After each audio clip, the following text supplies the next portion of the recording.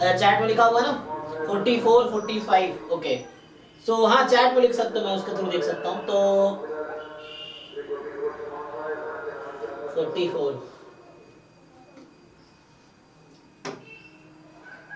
44 जो है ये तो हमने कल देखा था ना, बाइनोमियल बनता है ये। इसमें क्या प्रॉब्लम है? अच्छा आंसर इसका अलग आ रहा होगा ना। कल हम देख रहे थे लास्ट, वो लाइट चली गई थी कल या परसों, बिजली चली गई थी परसों, शायद यही क्वेश्चन कर रहे थे, पता नहीं। हाँ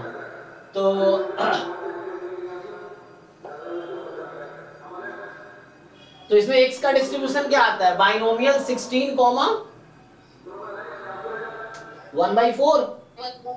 हाँ और तो जैसे x का डिस्ट्रीब्यूशन है, so distribution of x is binomial 16 comma 1/4। y का डिस्ट्रीब्यूशन है बाइनोमियल 10 कॉमा 3/4। ठीक है, तो ये हमारे पास डिस्ट्रीब्यूशन आ गया। अब मेन वो आंसर हो सकता है, मैं चेक कर लेता हूं।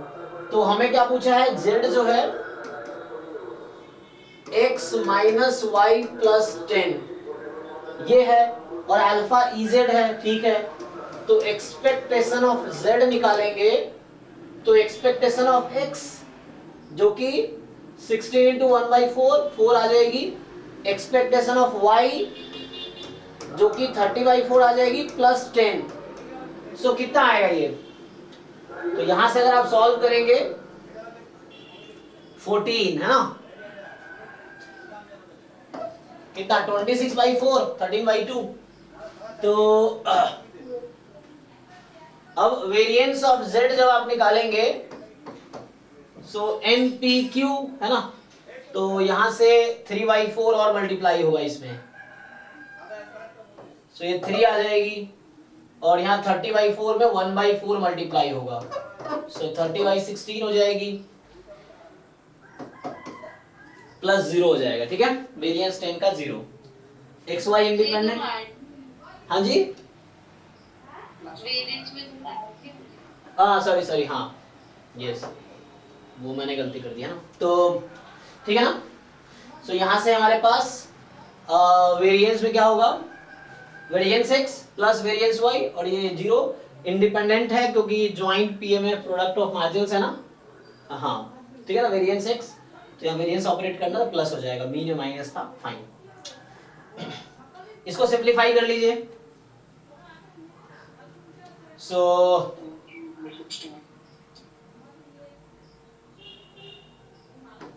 70/16 78, अच्छा 78, तो 78/16 पर चेक कर लेना ना, थोड़ा मेरे लिए बोर्ड थोड़ा चमकता है तो कई बार गलती ऐसे हो जाती है, दिखता क्लियर नहीं। तो ओके, तो अब क्या करना है मुझे? अब इसमें ऐड करके देख लीजिए जो पूछ रहा है ये। अल्फा इजेड है और बीटा आपका वेरिएंस ऑफ जेड है, सो अल्फा बीटा आ गया।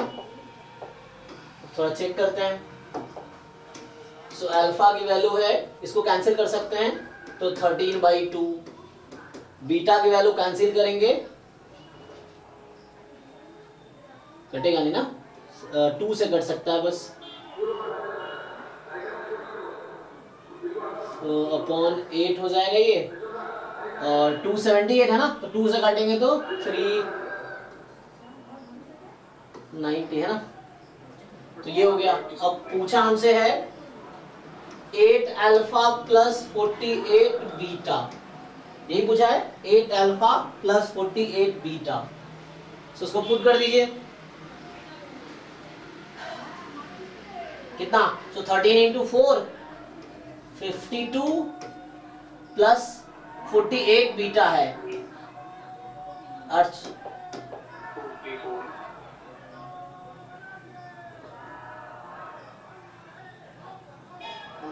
कितना लिखूं? 234।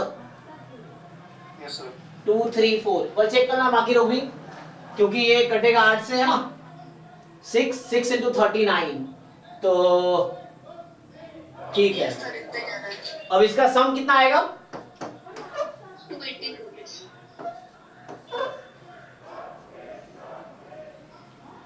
तो 286 आया। आंसर में क्या दे रखा है 208। ओके, तो इसको मतलब करेक्ट करवाना पड़ेगा ना, ठीक है।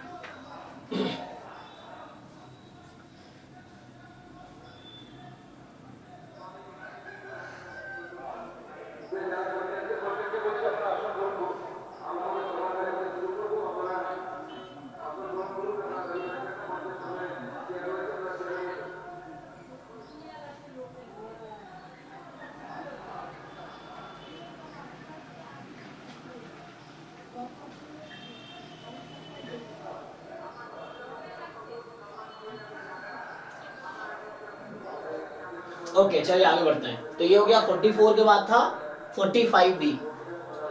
सो 45 जो है A and B are mutually exclusive event, then it is possible that PA minus PB 0.6 हो जाए। मतलब मुझे ट्रू फॉल्स चेक करना है ना, तो मान लो पहला स्टेटमेंट चेक करता हूं।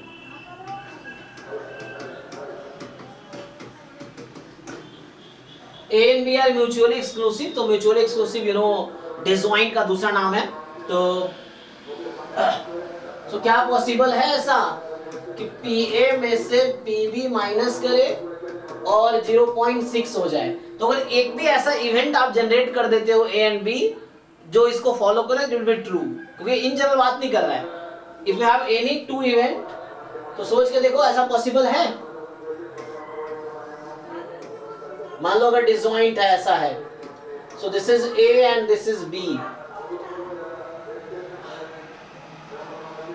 सो probability of A plus probability of B जो होगा वो लेस देन इक्वल टू 1 हो सकता है ना, क्योंकि यूनियन जो है सबसेट होंगे उसके। ओके, तो ऐड करेंगे तो क्या होगा? अगर इन दोनों को मैं ऐड कर दूं, so probability of A will be less than equal to, ये कैंसिल हो जाएगा, सो 2 है ना, कितना 0.8, तो मान लो एग्जैक्टली 0.8 है ये। सो ये क्या हो सकता है?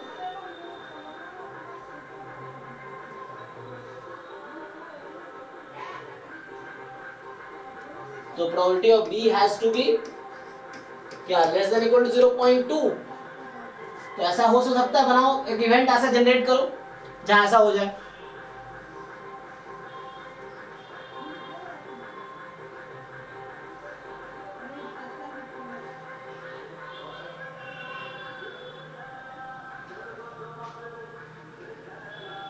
लेस देन इक्वल टू मैंने क्यों लिखा है ना, यहाँ पे है वो लेस देन इक्वल टू, तो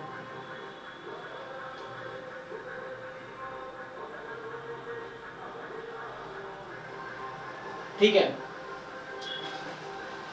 तो इसके लिए एग्जांपल चुनना पड़ेगा मुझे, है ना, इसको चेक करना है ना ऐसा पॉसिबल है कि नहीं है। सो PA माइनस B का क्या मतलब है? अगर तुम PA माइनस PB, किसका फॉर्मूला होगा? A इंटरसेक्शन B कॉम्प्लीमेंट का? नहीं, लेकिन वो तो ऐसा नहीं होगा, क्योंकि यहाँ पे इंटरसेक्शन तो एम्प्टी है, तो ऐसा तो नहीं होगा। PA माइनस PB है,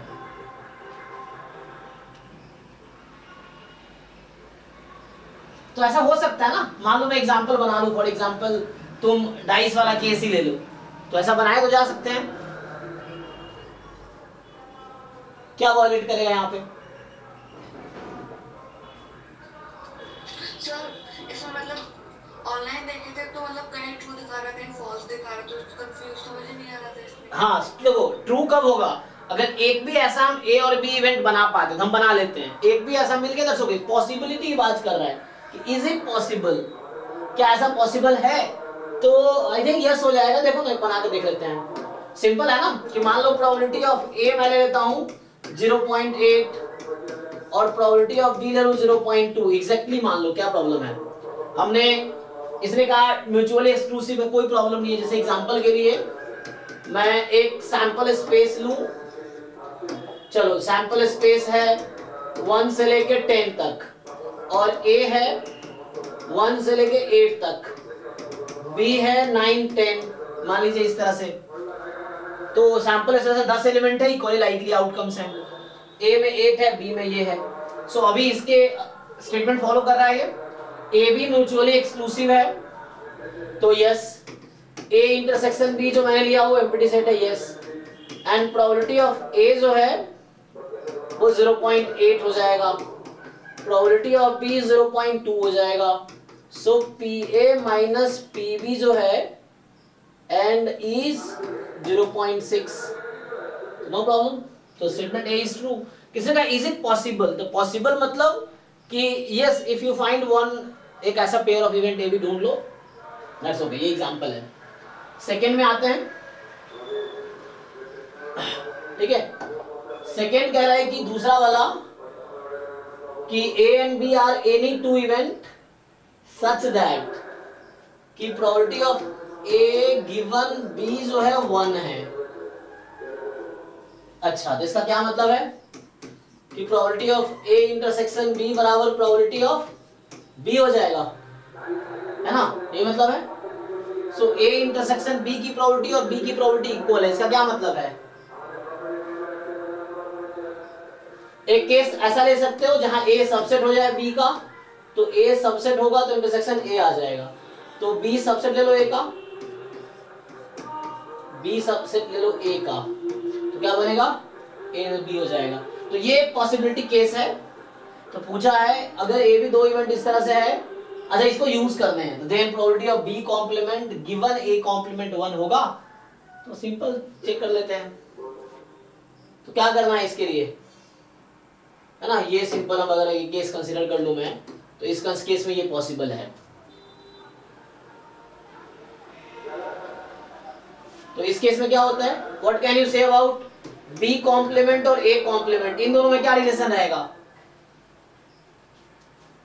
अगर बी सबसेट है ए का, तो इसके बीच में क्या रिलेशन आएगा, सबसेट का या सुपरसेट का, मतलब सुपरसेट हो जाएगा ना। क्योंकि ए बी में कम एलिमेंट है, बी के कॉम्प्लीमेंट में ज्यादा होगा, ए में ज्यादा है तो ए के कॉम्प्लीमेंट में कम होंगे। यहां तुम देख सकते हो एग्जांपल के लिए कि जैसे ऐसे मैं यहाँ 2 लिया मैंने, तो ऐसा बनाओ कि 2 है, कॉम्प्लीमेंट में ज्यादा होगा। सो ओके है। तो यहां से अगर पूछा जाए कि probability of B complement given A complement, ये कॉम्प्लीमेंट का ही नोटेशन है, ऊपर बार लगा रखा है, कॉम्प्लीमेंट ही है। सो यहां से आ जाएगा आपके पास probability B complement intersection A complement, ये आ जाएगा। तो क्या आएगा,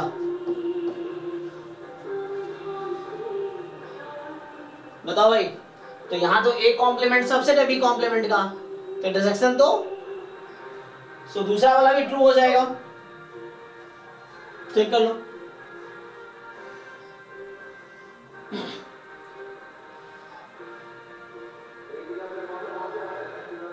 ठीक है।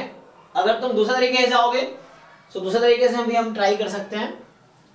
सो दूसरे तरीके से अगर ट्राई करेंगे तो उसके लिए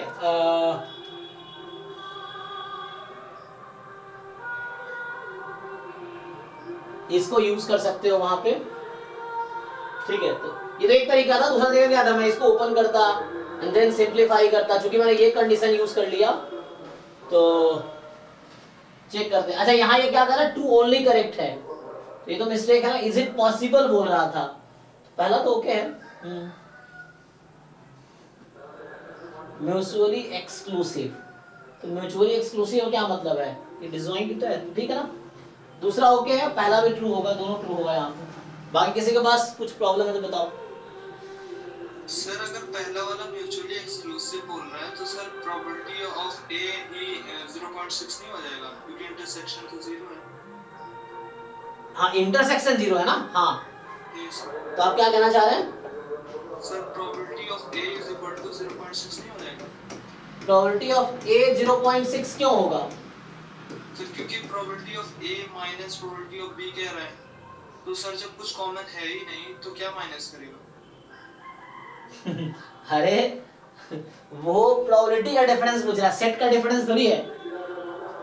ए अलग, यहाँ तुम देखो, तुम क्या, ये देखो, चलो ये बताओ, ए मेरे पास ये है और बी मेरे पास ये है, ये डिसजॉइंट है कि नहीं। Yes sir. हाँ, तो क्या घटाओगे, तो मतलब तुम इसके बारे में सोच रहे हो कि a माइनस बी a हो जाएगा, हाँ सर। लेकिन वो ऐसा क्वेश्चन में नहीं कहा ना, क्वेश्चन में इसकी प्रोबेबिलिटी थोड़ी पूछा है। ओके सर, मतलब सर वो एक पूछ रहा है ना कि इज इट पॉसिबल, तो probability of a is equal to 0.6, तो वो पॉसिबल हो जाएगा सर अगर वेन डायग्राम सर बनाए तो तब सर अगर हाँ डिसजॉइंट करके आएगा तो sir probability of a minus probability of b निकालेंगे तो 0.6 हो जाएगा। तो जब कुछ इंटरसेक्शन अगर फॉर्मूला अप्लाई करें तो मतलब प्रोबेबिलिटी ऑफ a डायरेक्ट आ जाएगा 0.6, जो कि पॉसिबल है।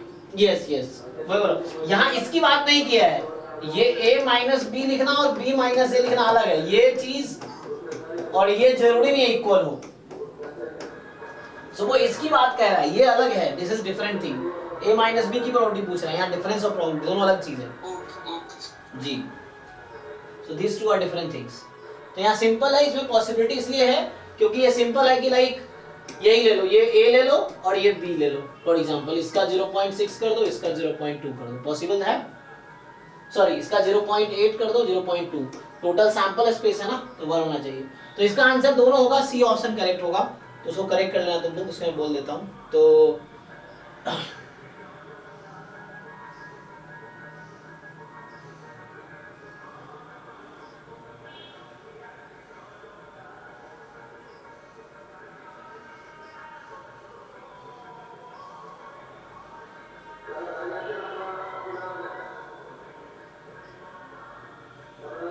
हाँ नेक्स्ट बताओ, तो ये हो गया 45, नेक्स्ट था 53।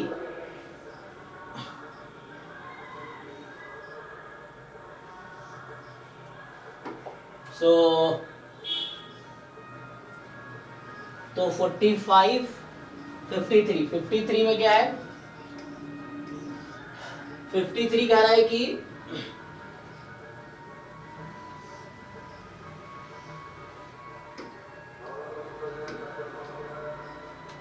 suppose u and v are two independent identically distributed random variable each having pdf this।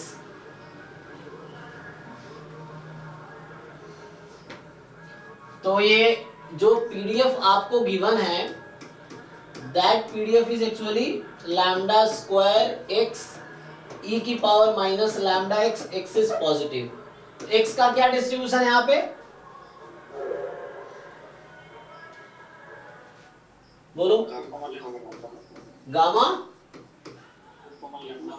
2 comma lambda, yes. So gamma 2 comma lambda, ठीक है। चलिए, तो अब ये पूछना क्या चाह रहा है, कौन सा ट्रू नहीं है, which are the not true. तो मतलब the distribution of u minus v is symmetric about 0। अच्छा u भी क्या है, IID है, तो u एंड v अगर IID है तो मतलब दोनों का डिस्ट्रीब्यूशन सेम है, इंडिपेंडेंट है, तो u माइनस v, तो ऐसा कोई थ्योरम है difference of two gamma distribution क्या फॉलो करता है, बट उसका कोई प्रॉब्लम नहीं है। अगर मैं पूछूं तुमसे u माइनस v का सपोर्ट क्या होगा, कोई भी रियल नंबर आ सकता है, क्योंकि u पॉजिटिव रियल नंबर है, v पॉजिटिव रियल नंबर है, तो u minus v can be any real number, negative positive दोनों आ सकता है, ठीक, ओके। अब मैं पूछूं तुमसे एक्सपेक्टेशन क्या होगा u माइनस v का, तो expectation of u minus expectation of v जो कि 0 हो जाएगी, क्योंकि आइडेंटिकली डिस्ट्रीब्यूटेड है, तो दोनों का डिस्ट्रीब्यूशन कॉमन है, मीन भी कॉमन होगा, वेरिएंस भी कॉमन होगा, एमजीएफ भी कॉमन होगा, ठीक है। तो इसका मतलब है, और कोई भी डिस्ट्रीब्यूशन अगर सिमेट्री होगी किसी नंबर के अबाउट, तो मीन के अबाउट ही सिमेट्रिक होगी। मतलब अगर मान लो ऐसा है कि x is symmetric about number k, then k is the mean of that distribution, ठीक है। तो यहां पे ये कहना चाह रहा है distribution of u minus v symmetric about 0, yes, क्योंकि u माइनस v का जो भी पीडीएफ आएगा तुम जैकोबियन मेथड से निकाल सकते हो क्या आएगा, बट उसका सपोर्ट रियल नंबर होगा और मीन 0 आ रहा है, सो 0 इज द मीन, तो मतलब 0 के अबाउट सिमेट्रिक होगा वो। और ऐसे भी दूसरा लॉजिक ये है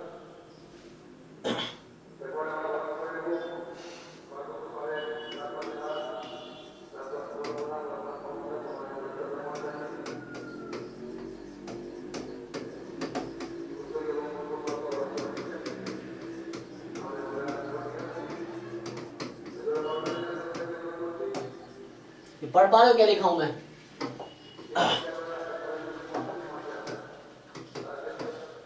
a random variable x is symmetric about a number mu if and only if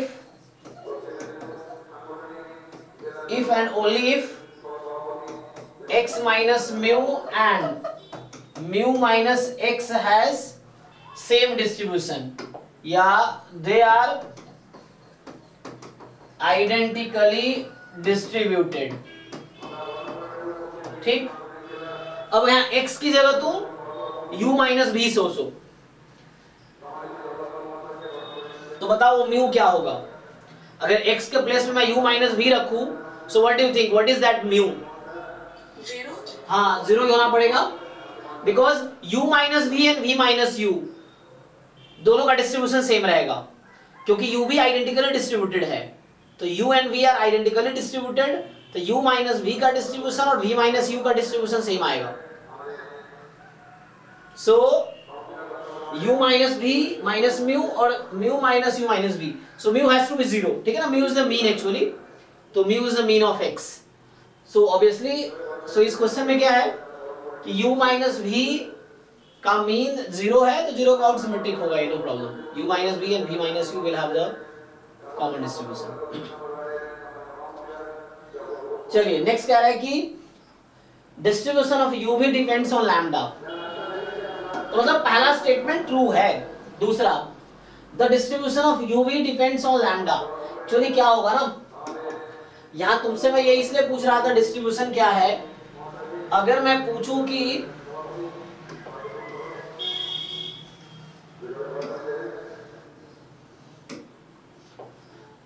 अच्छा, मैं कल एक नोटेशन एक्सप्लेन कर रहा था, लास्ट क्लास में कर रहा था ना, कि पीडीएफ अगर मैं लेता हूं बीटा की पावर अल्फा न्यूमरेटर में और डिनोमिनेटर में गामा अल्फा, x की पावर अल्फा माइनस 1 e की पावर माइनस बीटा x, तो उस पीडीएफ के अकॉर्डिंग अगर नोटेशन ले जाऊं मैं कि x is gamma alpha gamma beta, तो उस नोटेशन के हिसाब से बताओ मुझे यहां पे x अपॉन लैम्बडा का डिस्ट्रीब्यूशन क्या हो जाएगा, और लैम्बडा इनटू x का डिस्ट्रीब्यूशन क्या हो जाएगा? सर x बाय लैम्डा का गामा 2,1. अच्छा, ये जो जिन लोगों ने बताया किस बेसिस से बताया, एक मिनट, लैम्डा का न्यूमरेटर है, तो हाँ बताओ, तुम मेरे साथ पहले बताओ, तो तुम्हें लगता है इसका सर गामा 2, लैम्डा. ओके, सो मुझे लगता है कि नोटेशन एक बार और समझाना चाहिए.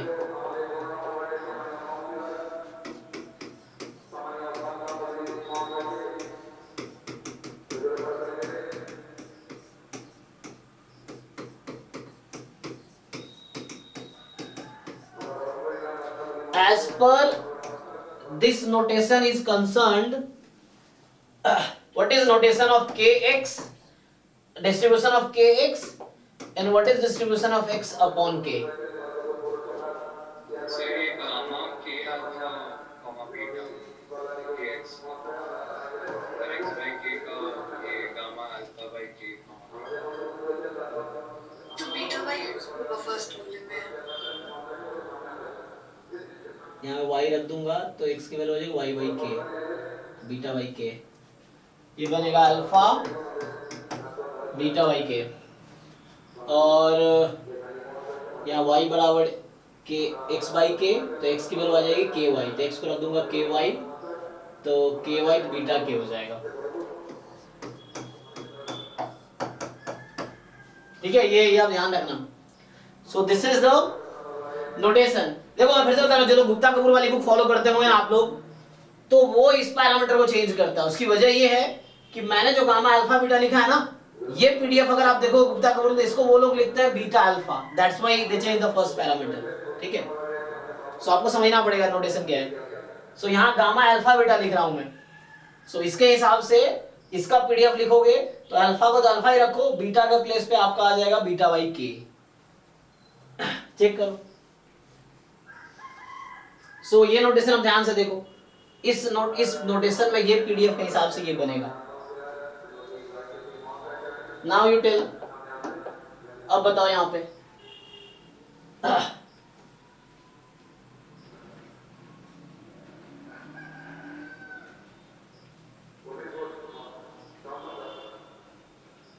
x बाय लैम्डा का गामा 2 कॉमा लैम्डा स्क्वायर जी, और इसका क्या आएगा? 2 कॉमा 1 जी 2,1। सो देखो यहाँ बताना क्या चाह रहा हूँ मैं, आप लोग जानते होंगे जैसे क्या होता है कि जब हम एंसिलरी स्टैटिस्टिक्स में जब ढूंढ रहे होते हैं ना, तो वहाँ देखते हैं कि स्केल पैरामीटर है, लोकेशन पैरामीटर, मतलब स्केल फैमिली या लोकेशन फैमिली का मेंबर है क्या। सो यहाँ x अपॉन लैम्डा किए, लैम्डा से फ्री नहीं हुआ, बट लैम्डा इनटू x किया तो ये लैम्डा से फ्री हो गया, ठीक है ना।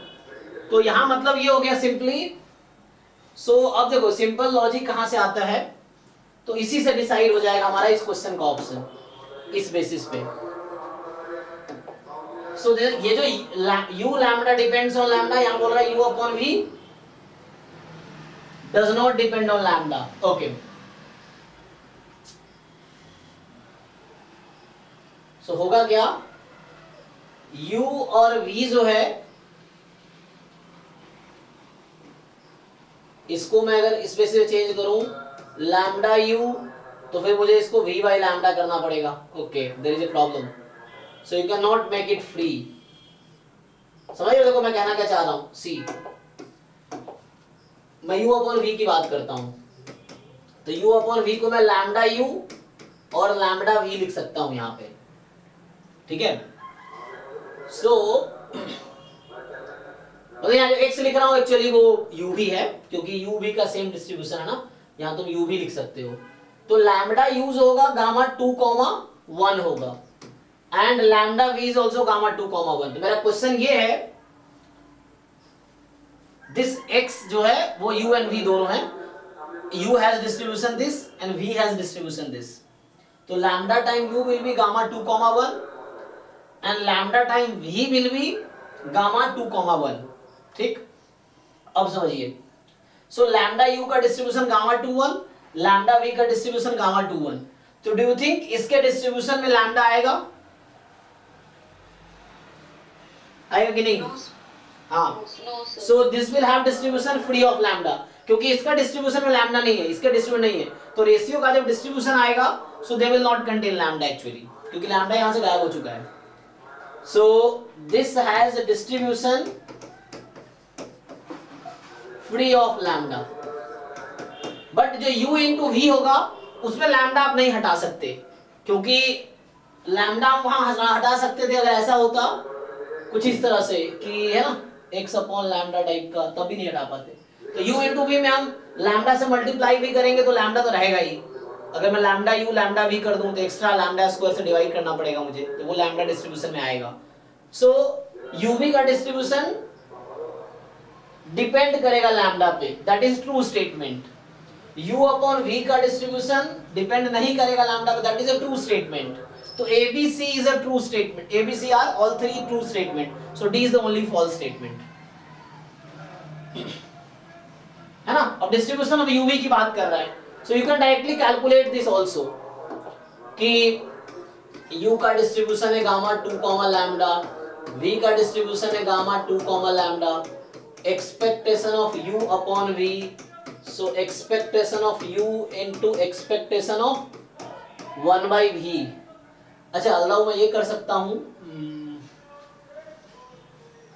Okay, so this you can find easily. इसका भी फॉर्मूला डायरेक्ट आता है, इसके लिए इसका भी डायरेक्ट फॉर्मूला आता है, पर देख लो पुट करके डायरेक्टली आ जाएगा, तो ये 1 तो नहीं आएगा, चेक कर लो। सो दैट इज द वे।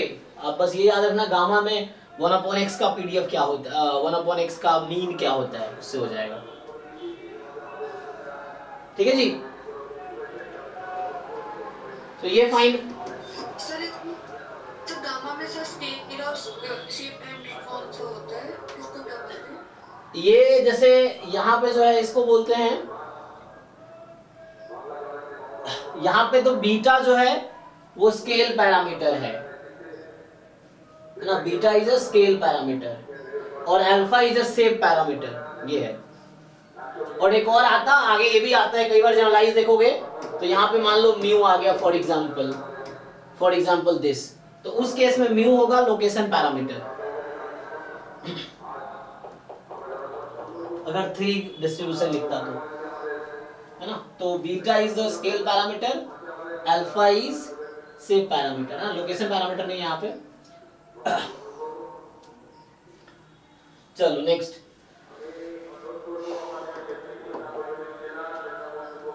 सो 53 के बाद है 63। So 63 is the probability that the birthday of 6 people will fall exactly 2 different calendar months, है ना। The probability of birthday of 6 people, there are 6 different people, तो उसका बर्थडे 2 different month में आएगा, will fall in exactly 2 different calendar month। तो हमारे पास कितने month है टोटल? 12। ओके, तो बताओ क्या होगा। पहले तो 12 में से 2 मंथ चूज कर लो, किसी 2 मंथ में आने हैं ना, तो कुछ भी हो सकता है, जनवरी, फरवरी, जनवरी, मार्च एंड सो ऑन, जो भी कॉम्बिनेशंस हैं। तो 2 पहले मंथ चूज कर लिए। अब क्या हो सकता है, each person has how many choices, there are 6 persons, और हमें प्रोबेबिलिटी निकालना है कि एग्जैक्टली 2 मंथ में बर्थडे आने चाहिए। So each person has now how many choices, how many choices of month. समझ आ रहा है कि नहीं? हमने 2 मंथ चूज किए ना, तो each person has how many choices of month now.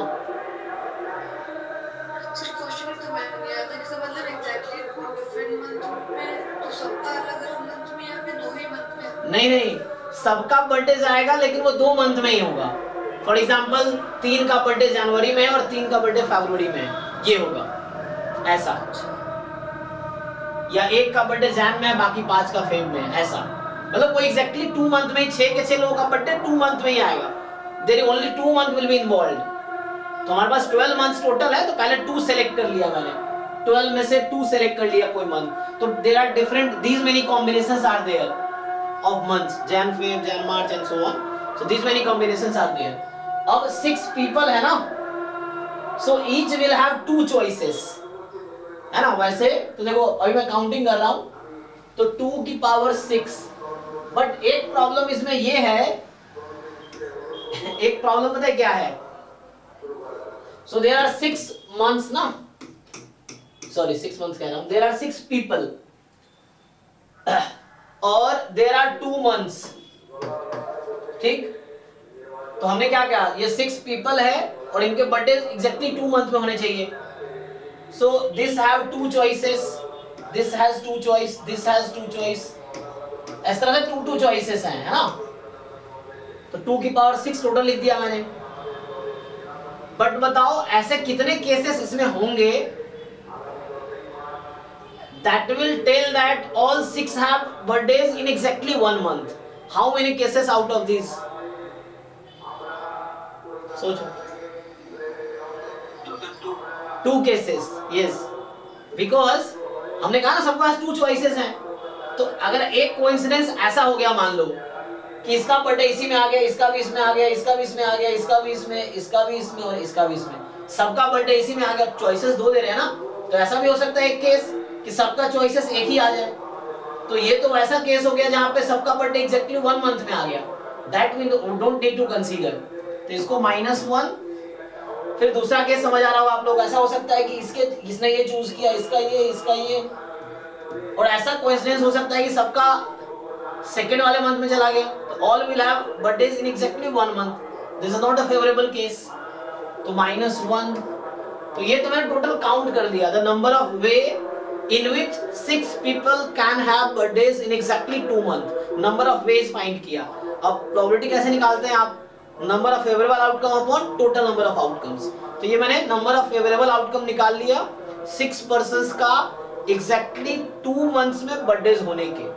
अब मुझे टोटल सैंपल स्पेस की प्रोबेबिलिटी चाहिए, तो क्या होगा सैंपल स्पेस में, ऐसे इससे ही आंसर दिख जाता है, तो निकालने की जरूरत नहीं है।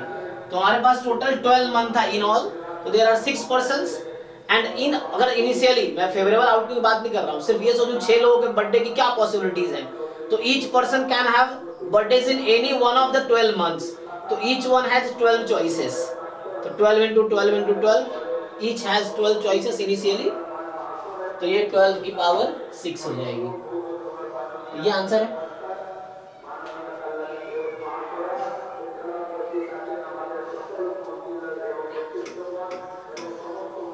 चलो नेक्स्ट बताओ, तो ये हो गया। और अच्छा नीचे कुछ है 67 69 67 कह रहा है कि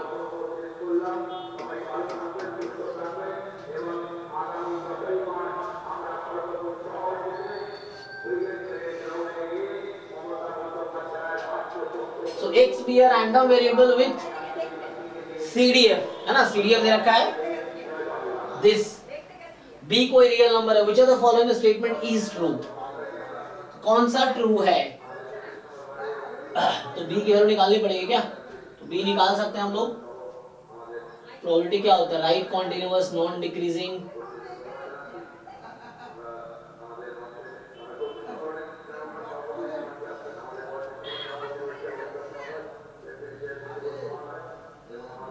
चलो देख लेते हैं क्या होगा। तो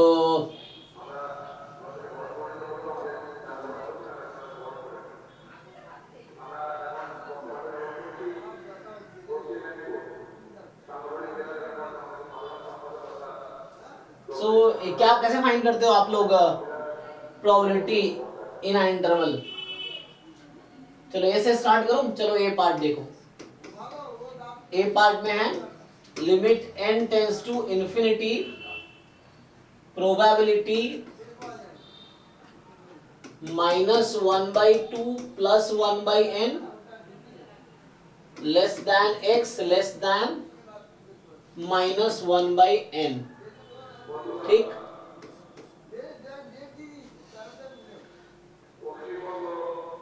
सो आप लोग जानते हो how to write probability in terms of CDF। So this can be written as, इसको आप लिख सकते हैं CDF of x at -1/n, minus लिखना पड़ेगा नहीं,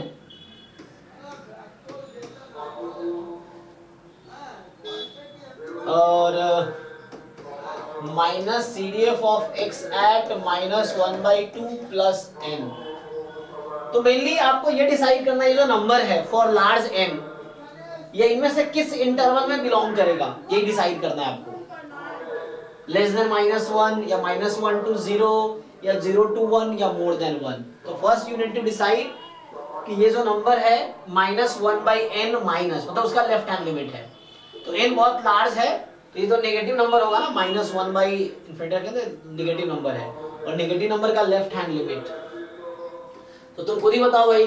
0 है, 0 के लेफ्ट हैंड लिमिट है, उसका भी लेफ्ट हैंड लिमिट ले रहे हैं ना, तो 0 को थोड़ा लेफ्ट में, उसका लेफ्ट हैंड लिमिट -1। तो बताओ ये जो नंबर है ये किस इंटरवल में आएगा। So what do you think, कोई बताओ मुझे।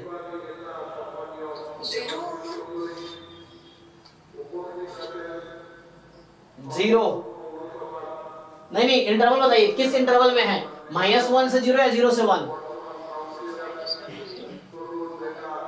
हाँ, -1 से 0 बिकॉज ये नेगेटिव नंबर है ना, तो ये -1 से 0 के बीच है। तो उस केस में CDF क्या यूज करना है मुझे, x + 1/4।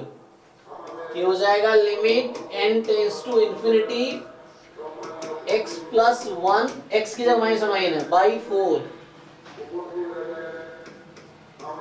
अब माइनस सेम थिंग हेयर, ये -1/2 + 1/n है, जहां n बहुत लार्ज नंबर है, तो -1/2 + समथिंग, तो -1/2 + वेरी स्मॉल नंबर, ठीक है ना।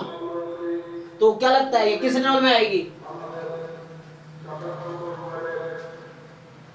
बोलो भाई। नहीं, -1/2 + समथिंग है ना, तो ये भी -1 से उसी इंटरवल में लाई करेगा। सो -1/2 + 1/n क्या था, x + 1 ना, सो +1/4। अब लगा दो n टेंड्स टू इंफिनिटी इसमें, अब तुम पुट कर दो n tends to infinity.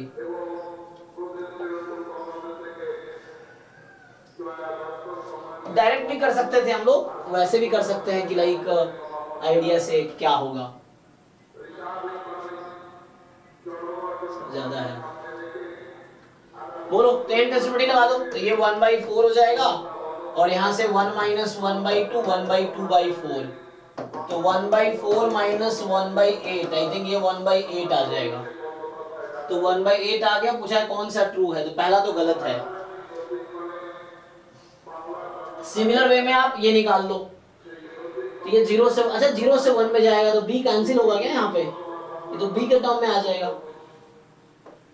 b वाला जो स्टेटमेंट है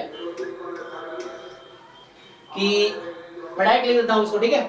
तो b वाले में लिखूंगा CDF of x at 1/n, इसकी left hand limit, and then minus CDF of x at -1/2 minus 1/n, तो -1/2 की थोड़े से पीछे होगा। सो अभी क्या होगा इसका, limit n tends to infinity, so 1/n will approach to 0, उसका लेफ्ट हैंड लिमिट है, लेकिन 1/n तो 0 के राइट में होगा। 1/n जो होगा तो पॉजिटिव नंबर है ना, सो 1/n is a positive number, इसकी लेफ्ट हैंड लिमिट लेंगे तभी पॉजिटिव रहेगी। So this is a positive number, 0 से 1 के बीच का नंबर है ये, तो इसका आंसर आएगा b टाइम 1/n प्लस 3 जैसा दे रखा है, माइनस हाफ माइनस 1/n, तो माइनस हाफ तो यहाँ है, उसका लेफ्ट हैंड लिमिट लेंगे, मतलब थोड़ा सा पीछे आएंगे तब भी वही रहेगा। तो ये भी -1 से 0 के बीच का नंबर है, तो ये बनेगा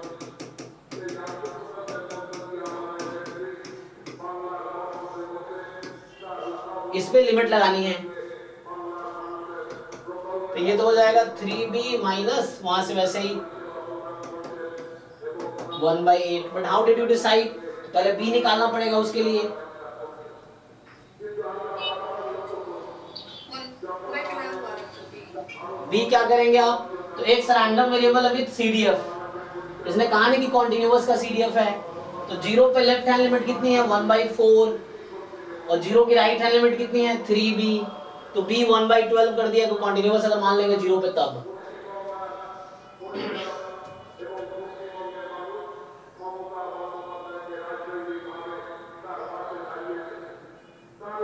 इसको लिखना चाहिए कि हाँ कितना आएगा,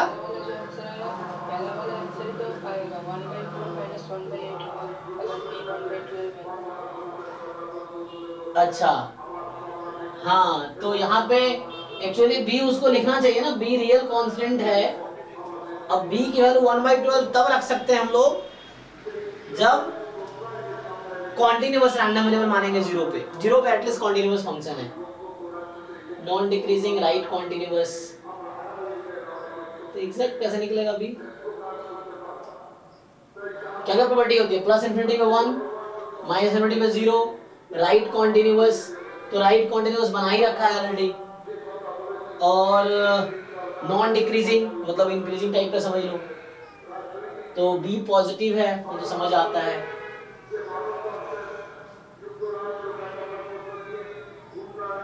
-1 पे 0 है, 0 पे 1/4 है, तो यहाँ 0 पे 3b इज मोर देन 1/4, तो ये मोर देन 1/12 होगा। I think b they have to specify, क्या लगता है ये 5/8 कब आएगा, अच्छा ये मैं लिख दूं अगर 5/8 तो कितना होगा, 3b बराबर 6/8, तो b बराबर 2/8 1/4, तो b 1/4 होगा तब जाके ये करेक्ट स्टेटमेंट होगा।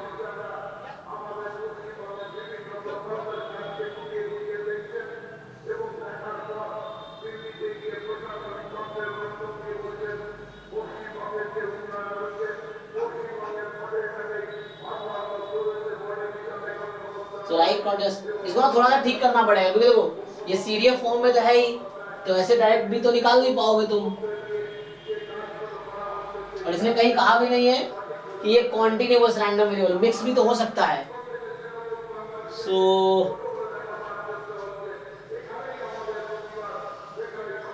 हालांकि ये गेट का क्वेश्चन मुझे लग रहा है, तो देखना गेट 2023 में ये क्वेश्चन आया है, गेट 2023 में, गेट 2023 का पेपर देखो, उसमें ये क्वेश्चन मिलेगा, वहां भी आई थिंक कुछ गिवन है, चेक करो एक बार, गेट 2023 या फिर गेट 2022 किसी एक का पेपर में ये क्वेश्चन है।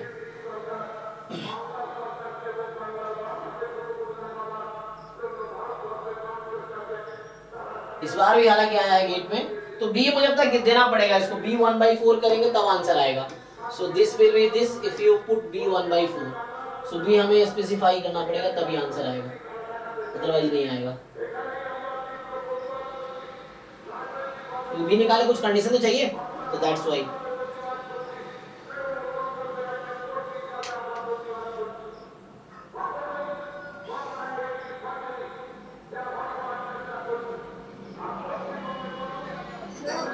जी इसमें पहले ही एंट्रेंस इन्फिनिटी रखने के बाद नहीं निकाला, उसे क्या डिफर करेगा आंसर? हाँ, लेकिन आपको ध्यान रखना पड़ेगा ना, जैसे अगर आप n टेंस टू इन्फिनिटी लगा दिए, तो अगर इक्वलिटी लगा दोगे तो प्रॉब्लम है। जैसे तुम 1/n को 0 कर दोगे तो इंटरवल चेंज हो जाएगा। जैसे एग्जांपल के लिए, फॉर एग्जांपल मान लो ऐसा लिखा हुआ है x more than equal to 1 + 1/n less than 2 - 1/n। अब इसमें तुम n टेंस टू इन्फिनिटी लगाओ तो क्या लगता है इंटरवल क्या बनेगी n टेंस टू इन्फिनिटी पे?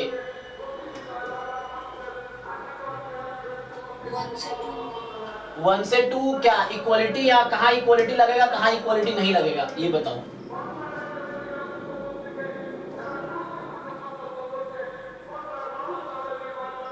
इक्वलिटी कहाँ लगाओगे कहाँ नहीं लगाओगे? तो पहले वाले में लगाएंगे शायद। नहीं नहीं, तो गलत हो जाएगा। तुम्हें लगता है ये 1 + 1/n कभी 1 के इक्वल आ पाएगा? नहीं, चाहे n कितना भी लार्ज ले लो, कभी 1 तो नहीं आएगा। तो you can not put equality है, तो ये इक्वलिटी यहाँ इक्वलिटी कैरी ऑन नहीं होगा। अच्छा, यहाँ 2 - 1/n है तो 2 से कम ही आएगी हमेशा, तो यहाँ भी इक्वलिटी नहीं लगा सकते। अगर यहाँ 2 + 1/n होता, सेम क्वेश्चन है, मान लो 1 + 1/n 2 + 1/n, यहाँ इक्वलिटी है लेकिन फिर भी यहाँ नहीं आ सकता। ये 2 + 1/n हमेशा 2 से ज्यादा होगा, हमेशा, चाहे n कुछ भी ले लो, तो यहाँ इक्वलिटी आ जाएगी, जबकि यहाँ इक्वलिटी नहीं था। तो अगर आप पहले अगर लिमिट यूज कर रहे हो तो आपको ये ध्यान रखना पड़ेगा। मैं ये बोलना चाह रहा हूँ कि अगर आपने पहले ही लिमिट यूज कर लिया, so you have to consider this thing. ये भी कर सकते हैं हम लोग। तो अगर मैं ये करता हूँ तो फिर मुझे ऐसा करना पड़ेगा। सो अगर ये वाला निकालता हूँ कि x की वैल्यू 1 + 1/n से लेके 2 + 1/n है, so this will reduce to x more than 1 less than equal to 2। क्योंकि सीडीएफ में प्रॉब्लम क्या है कि अगर ये मिक्स्ड रैंडम वेरिएबल का सीडीएफ है तो इक्वलिटी का बहुत इंपॉर्टेंस है। इक्वलिटी लगाओगे तो अलग आंसर आएगा, नहीं लगाओगे तो अलग आंसर आएगा। तो ये भी किया जा सकता है, पहले ही लिमिट लगाई जा सकती है, लेकिन वहाँ ये ध्यान रखना पड़ेगा कहाँ इक्वलिटी इंक्लूड होगी कहाँ नहीं होगी। तो ये थोड़ा ध्यान रखना करना, अदरवाइज डायरेक्टली करो एंड देन। और यही चीज यहाँ पे हम क्या कर रहे थे, ये चीज हम यहाँ पे ध्यान रख रहे थे कि ये नंबर कहाँ बिलोंग करेगा कहाँ बिलोंग करेगा, वही चीज हम यहाँ देख रहे थे। इस तरह से है, थोड़े से है ना कॉम्प्लिकेटेड है। तो इस तरह क्वेश्चंस गेट में खूब आए। गेट 2024 में भी आया है, गेट 2023, ये गेट 2023 का है। तुम चेक करो पेपर खोल के, एक एक क्वेश्चन चेक करो, मिल जाएगा आपको ये 2023 गेट के पेपर में। वेबसाइट पे भी है, ड्राइव में भी है, उसमें चेक करो, बी की वैल्यू दे रखी होगी।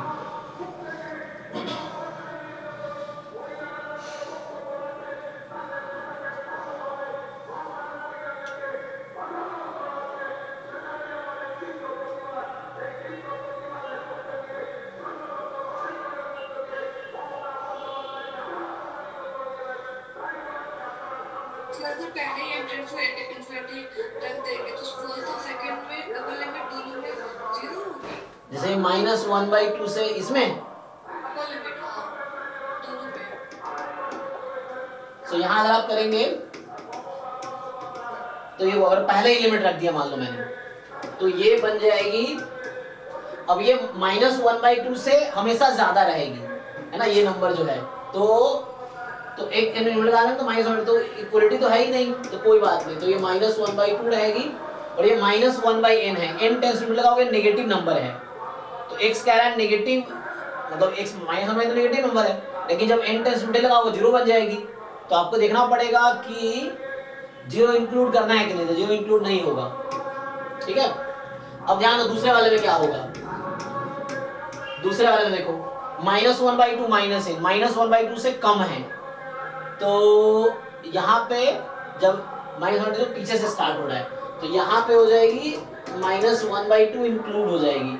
क्यों इंक्लूड कर रहा हूँ, कोई समझना पड़ेगा, क्योंकि -1/2 को पीछे से स्टार्ट हो रहा है, क्योंकि -1/2 -1/n है। सो -1/2 यहाँ है और -1/2 -1/n यहाँ है, पीछे है इसके, तो ये इंक्लूड रहेगा चाहे n कुछ भी ले लो। अच्छा यहाँ देखो आगे 1/n है, अब 1/n 0 से हमेशा ज्यादा रहेगा, 1/n will always be more than 0, तो n कुछ भी लो तो यहाँ पे आ जाएगा। So this you have to consider, अगर आप लिमिट पहले ही यूज करना चाहते हो तो you have to find this thing, ऐसे निकालने पड़ेंगे, तभी आंसर वही आएगा। आप चेक करो फिर भी आंसर वही आएगा। स्टिल अगर आप चेक करोगे तो हो जाएगा CDF at 0 minus CDF at -1/2 minus CDF at 0 निकालोगे, 0 इक्वल लगा हुआ है 3b और 1/2 बीच में है, तो 1 - 1/2 तो ये 1/8 आएगा, तभी यही आएगा। यहाँ से करोगे तो CDF at 0 minus CDF at -1/2, so CDF at 0 minus 0 के लेफ्ट हैंड लिमिट, तो ये 1/4 माइनस 1/8, तो 1/8, तो तभी वही आता है। तो यहाँ b के प्लेस पे 1/4 क्वेश्चन में गिवन होगा, हमने चेंज करवा दिया है तो वैसे हो जाएगा।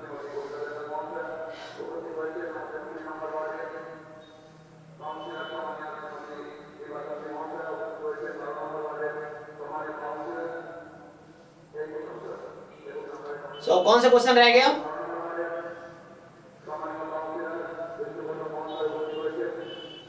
हो गया ना, कितना रह गया? 69। तो अगला क्वेश्चन है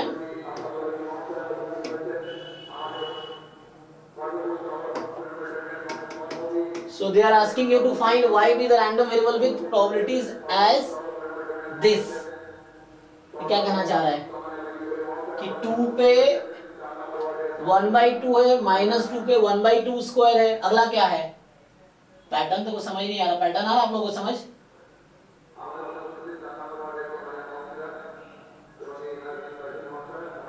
अगला क्या है? डॉट डॉट डॉट का मतलब क्या? 2 - 2 देन नेक्स्ट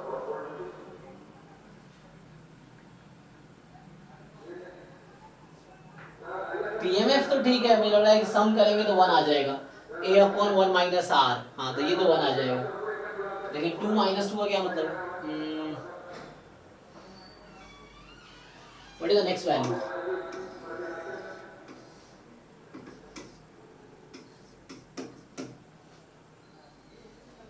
सो यहाँ 2 पे कह रहा चलो 1/2 ले लो, -2 पे 1/2 का स्क्वायर ले लो। अगला नेक्स्ट वैल्यू क्या होगी? पैटर्न क्या है इसका?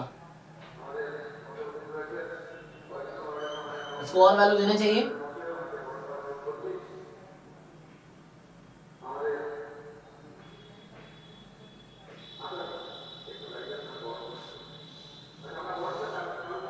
तो EY क्या होगा? What is EY? 1 - e की पावर -1 क्यों आया?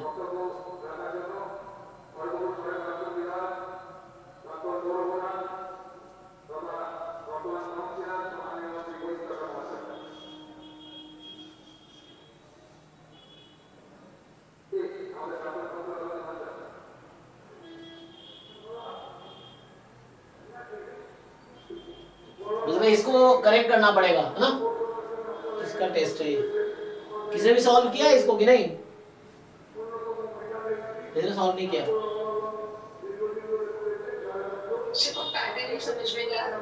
हाँ वही, क्योंकि इसमें मतलब वही मुझे भी समझ नहीं आ रहा है। 2 - 2 अगला क्या है? 1-2 नंबर और देता तो समझ आता कि क्या है।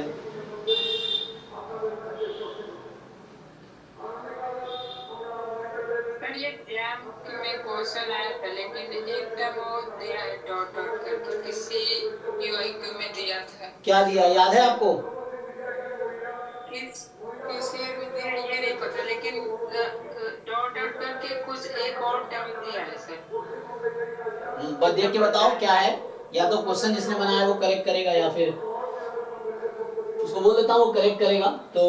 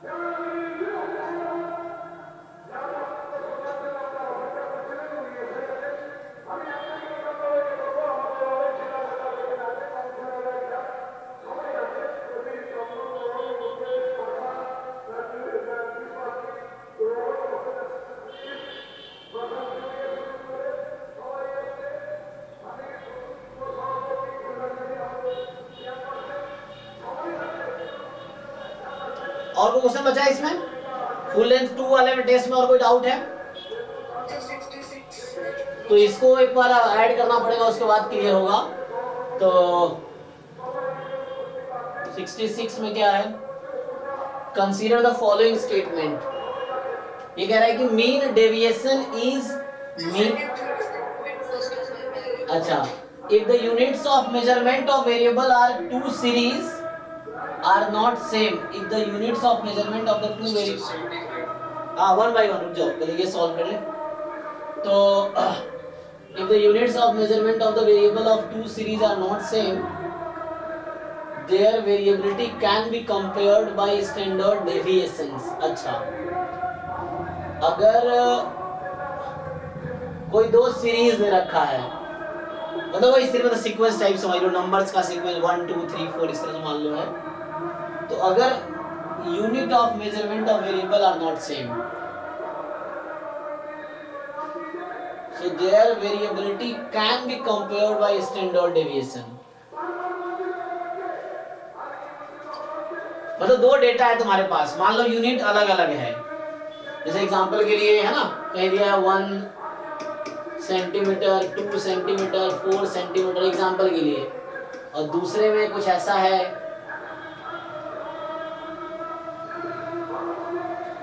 आर नॉट सेम, मान लो सर केजी में हो गया 2 केजी 4 केजी 6 केजी एग्जांपल के लिए। तो इसके लिए कैसे चेक करेंगे हम लोग वेरिएबिलिटी, कंपेयर कैसे करेंगे? Bye standard deviation.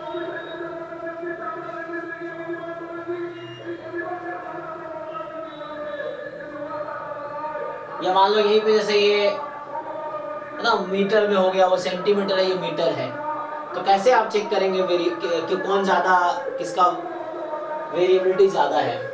Coefficient of variation. अच्छा, लेकिन ये कह रहा है स्टैंडर्ड डेविएशन से कर सकते हैं, ऐसा होगा क्या? नहीं, है ना, तो इसलिए आई थिंक गलत होगा, है ना। So compared by coefficient of variation, हाँ ये भी एक करेक्ट आंसर है। तो उस केस में standard deviation will not help, है ना। तो कोएफिशिएंट ऑफ वेरिएशन से कंपेयर किया जा सकता है, ठीक है। तो थर्ड क्या कह रहा है? A series with smaller coefficient of variation. मतलब यहाँ पे सीरीज का मतलब जो डिस्क्रिप्टिव स्टैटिस्टिक्स में जो डेटा है, सीक्वेंस के टर्म्स में बात करो, क्योंकि सीक्वेंस सीरीज हमारा एक अलग मैथ पोर्शन में वहां अलग, मतलब यहाँ मतलब वही कहना चाह रहा नंबर्स का है, सीरीज सीक्वेंस टाइप का। तो with smaller coefficient of variables is more consistent. बताइए कि कोई डेटा है जिसमें कोएफिशिएंट ऑफ वेरिएशन होगा ना, वेरिएबल नहीं होगा, कोएफिशिएंट ऑफ वेरिएशन स्मॉलर है, तो वो ज्यादा कंसिस्टेंट होगा, यस और नो? जिसका, ये तो स्टेटमेंट है ना कि जिसका कोएफिशिएंट ऑफ वेरिएशन कम है तो वो ज्यादा कंसिस्टेंट है, तो स्टेटमेंट है, हाँ तो ये ट्रू स्टेटमेंट है।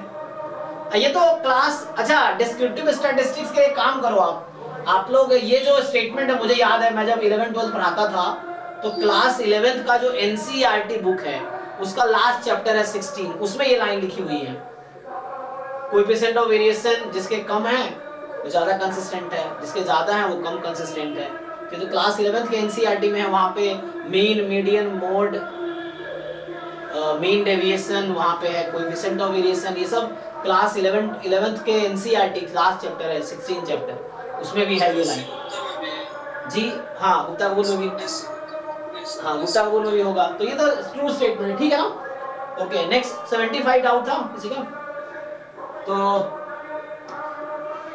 71 भी सर। अच्छा रुको एक मिनट, इस क्वेश्चन में थोड़ा करेक्ट करवाऊंगा, 66 था ना। तो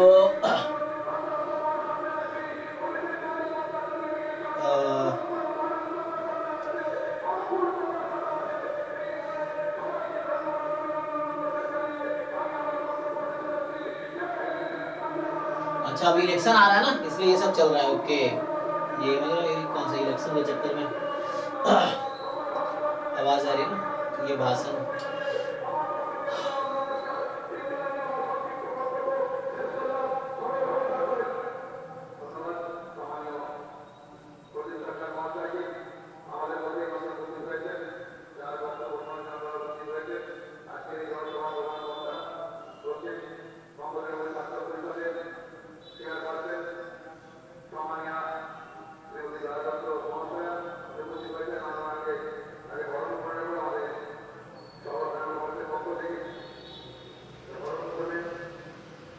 हाँ तो 75 पहले देख लेते हैं, इनका डाउट था, उसके बाद आते हैं।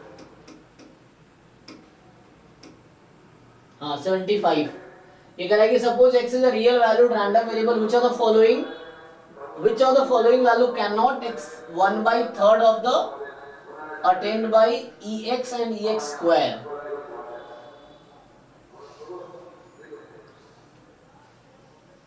तो x को रियल वैल्यूड रैंडम वेरिएबल है, क्या कहना चाह रहा है? तो which of the following values cannot 1/3 be attained by actually मुझे लगता है कि 1/3 ये गलती से आ गया है, can not be attend by ex and ex square. तो देखो आपको पता है ना वेरिएंस हमेशा क्या होता है, पॉजिटिव होता है या एटलीस्ट नॉन नेगेटिव होगा। तो चेक कर लो हर ऑप्शन में जाके, जैसे अगर आपसे पूछूं मैं तो ये 1/3 ये गलती से आया है, which of the following value cannot be attained by ex and ex square।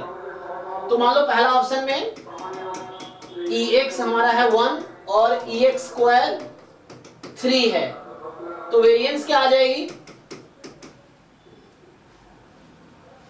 या डायरेक्टली समझो कि ex और ex स्क्वायर में क्या रिलेशन होता है, ex का whole square minus ex, this should be more than equal to 0, तो ex square should be more than equal to ex whole square. अब बताओ ये रिलेशन किस में ट्रू नहीं है? चार ऑप्शन में कौन सा ऑप्शन है जो इसको सेटिस्फाई नहीं करेगा?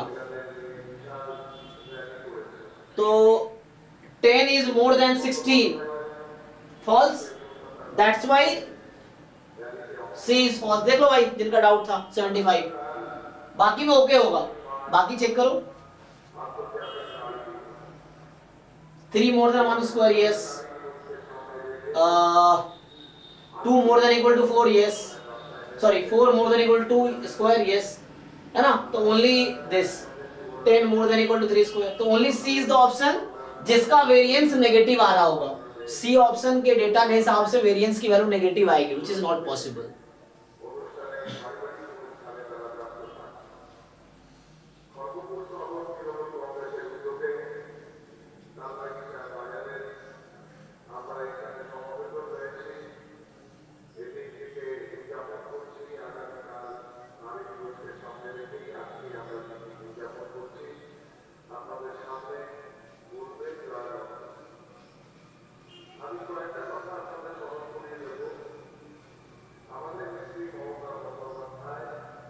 हाँ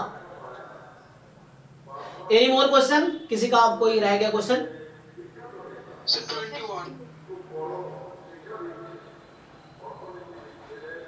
45 तो हो गया, 21 हाँ सर इसका बहुत एक अलग से आंसर आ रहा था, मैं ठीक ठाक आंसर नहीं आ रहा था। चेक करते हैं। हाँ 21 solution of the initial value problem is, अच्छा तो इसमें क्या होगा?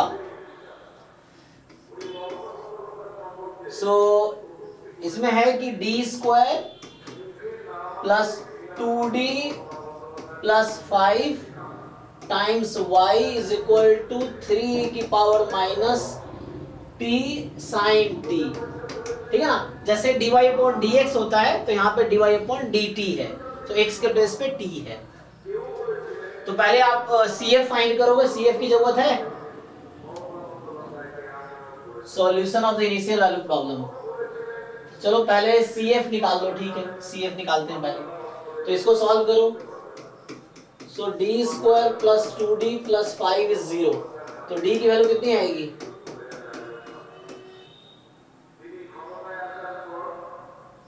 बोलो भाई। सो आई थिंक मुझे लग रहा है PI सिर्फ लिखा है क्या, CF भी है? क्या लिखा है इसमें पर्टिकुलर। ओके चलो इससे क्या आएगा? तो b स्क्वायर माइनस 4ac कितना बनेगा? 4 माइनस 20 अपॉन 2, तो आ जाएगा -2 प्लस माइनस 4i/2, तो ये आ जाएगा -1 प्लस माइनस 2i, तो CF आ जाएगी e की power minus t cos C1 cos t plus C2 sin t, sorry sin 2t, तो ये तो CF आ गया। e की पावर माइनस टी इंटू में c1 cos 2t plus c2 sin 2t।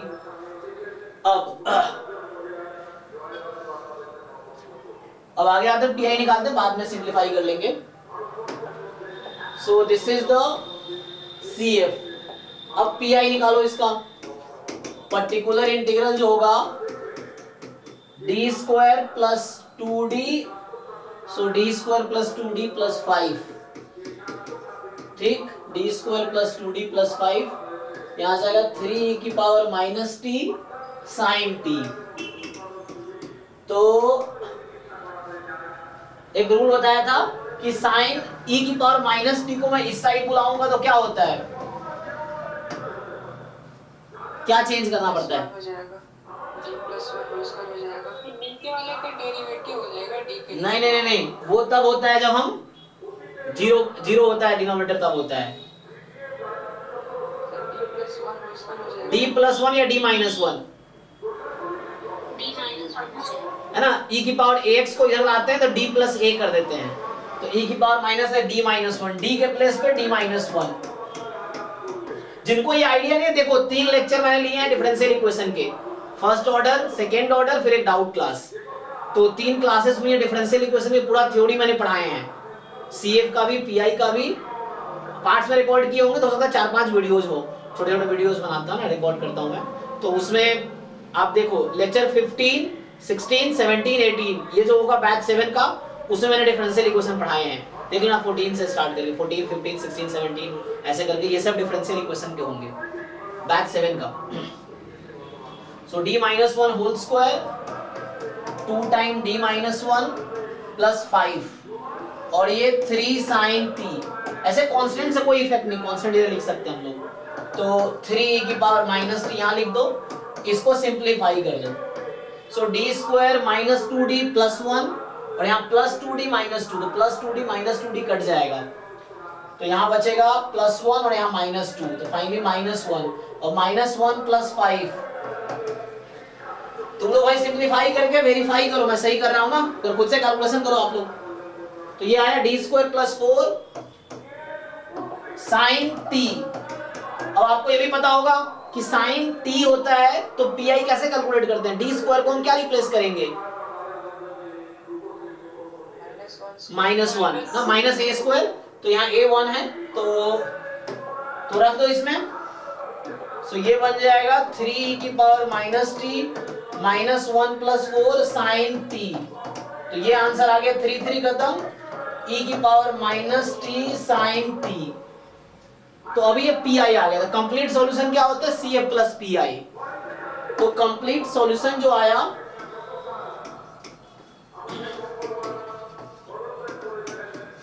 CF था e की power minus t c1 cos 2t plus c2 sin 2t and pi आया e की power minus t sin t। ठीक, अब हमारे पास ये conditions हैं। सो ये 2 कंडीशंस क्यों दे रखी है, because we have 2 arbitrary constant c1 and c2। इसको हम जनरल सॉल्यूशन बोलते हैं। जब हम दोनों कंडीशन यूज कर लेंगे तो उससे क्या होगा, c1 की पर्टिकुलर वैल्यू आ जाएगी, c2 की पर्टिकुलर वैल्यू आ जाएगी, and then we will have particular solution जो कि यूनिक होता है। जनरल सॉल्यूशन यूनिक नहीं है, पर्टिकुलर सॉल्यूशन इज यूनिक। तो आप यूज करो, तो x को 0 रखेंगे y 0 हो जाएगी। सो x को 0 रखोगे, मतलब x यहाँ t है एक्चुअली, तो t को 0 रखोगे तो y को 0 हो जाएगी, पहली कंडीशन है y 0 इज 0। सो ये पुट करो, एक रिलेशन यहाँ से आएगा। So use this function. So 0 is equal to e की पावर 0 1 cos 0 1 sin 0 0 sin 0 0, तो बचा जस्ट c1। चेक करो, तो c1 की पूरी वैल्यू 0 हो गई पहले कंडीशन से। सेकेंड कंडीशन है dy by dt में जब t को 0 रखोगे तो dy by dt 3 हो जाएगी। करो सॉल्व, तो यहाँ से इजीली दिख गया ना मुझे सॉल्यूशन का फॉर्म।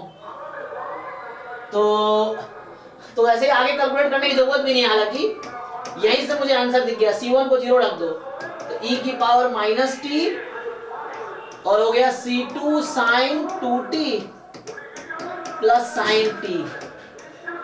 मैंने e की पावर माइनस t कॉमन ले लिया, ठीक है, मैंने e की पावर माइनस t कॉमन ले लिया। तो यही तो है।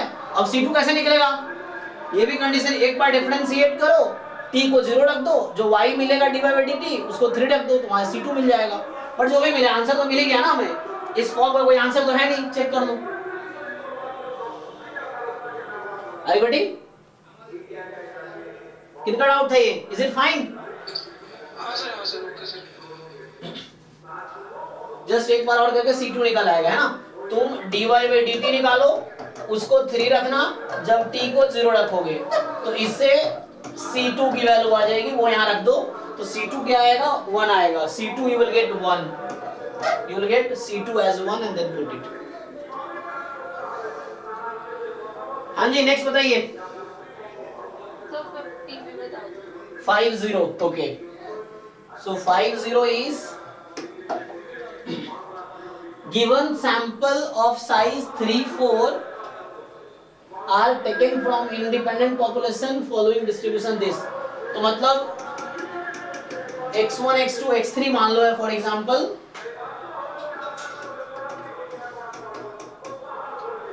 नॉर्मल है 1,12 और for example y1 y2 y3, this is normal 1/2,4, ठीक है, 0.5 का हाफ 4। अब x1 बार x2 बार दोनों का सैंपल मीन है, सो क्या प्रोबेबिलिटी है x1 bar is less than 2x2 बार, ठीक है। हाँ, अभी रिसेंटली मैं एक इंटरव्यू दे रहा था, हाँ अभी है ना इसका, अभी BIT मेसरा यहाँ पर रांची में है ना, बिरला इंस्टीट्यूट ऑफ टेक्नोलॉजी, तो मतलब कल ही इंटरव्यू दे रहा था, कल या परसों, तो उसमें मुझे एक क्वेश्चन पूछा था उन्होंने, तो ये बेसिक पूछते हैं, ठीक है ना। चलो तो देखते हैं क्या है,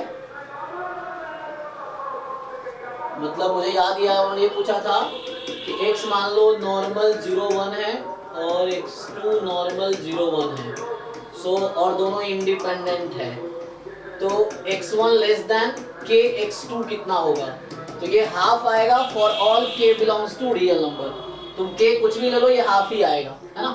तो ये क्वेश्चन पूछा था, तो कुछ इस तरह से रिलेटेड है, सो k whatever k you choose कोई इफेक्ट नहीं पड़ेगा, आंसर हाफ ही आएगा।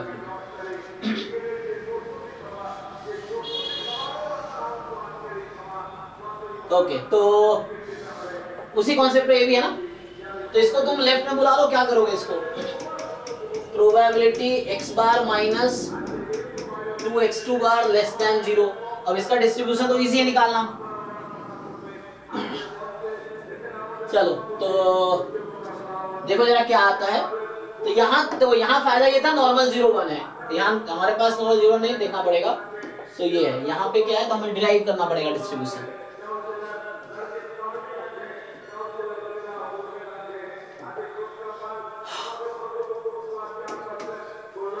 तो देखो यहाँ से इस वाले सैंपल में x1 बार का डिस्ट्रीब्यूशन क्या आ जाएगा,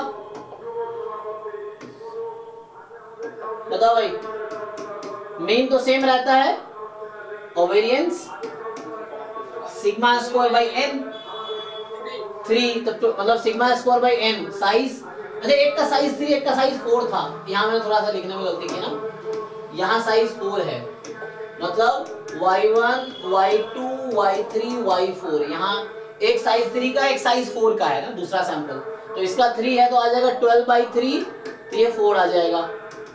और x2 बार में क्या होगा जी, नॉर्मल मीन तो 1/2 ही रहेगा और सिग्मा स्क्वायर बाई n 4 है, तो ये 1 आ गया।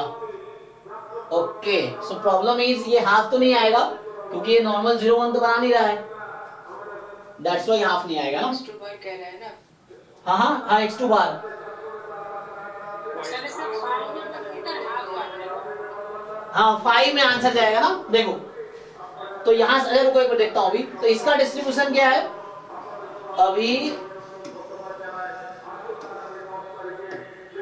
यहाँ पूछा था x1 बार माइनस 2x2 बार का डिस्ट्रीब्यूशन क्या होगा, इसका मीन कितना होगा, अच्छा इसका मीन कितना होगा? 0। हाँ तो अब सही है ना। सो ये मीन तो 0 हो गया, तो अब ठीक है क्योंकि -2x2 कर दिया, तो now it's fine. So answer match हो जाएगा। वेरिएंस निकालो इसका, 4 + 4 × 1 है ना, 4 + 4 × 1 तो 8। तो अब तो कोई दिक्कत है नहीं, ये नया नाम दे दो इसका, फॉर एग्जांपल t दे दो फॉर एग्जांपल।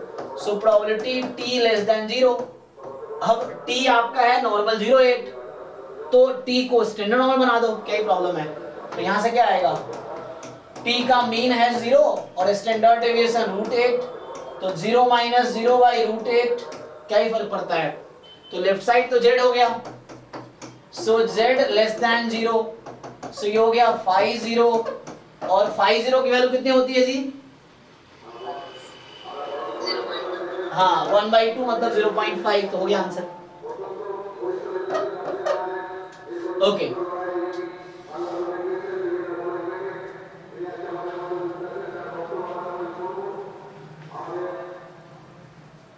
ठीक है, तो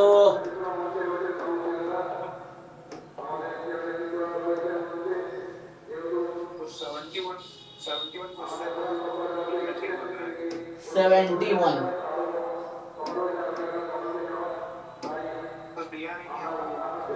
हाँ एक्चुअली न्यूमेरिकल एनालिसिस का क्वेश्चन है जो कि आउट ऑफ सिलेबस हो गया। ये न्यूमेरिकल एनालिसिस के मेथड से करना पड़ेगा, उसमें जाके क्या क्या मेथड आता है, न्यूटन रैप्सन मेथड, क्या क्या कई सारे मेथड्स हैं वहां पे।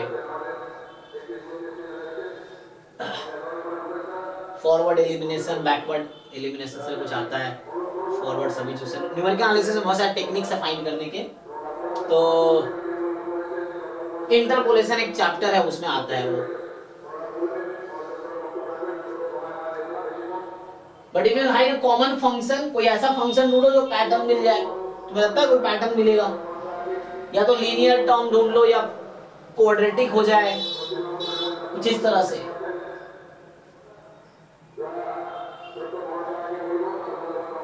तुम ट्राई कर सकते हो, if you want you can try. हालांकि ये वैसा बनता है, अगर तुम चाहो तो फंक्शन को ऐसा लिख सकते हो।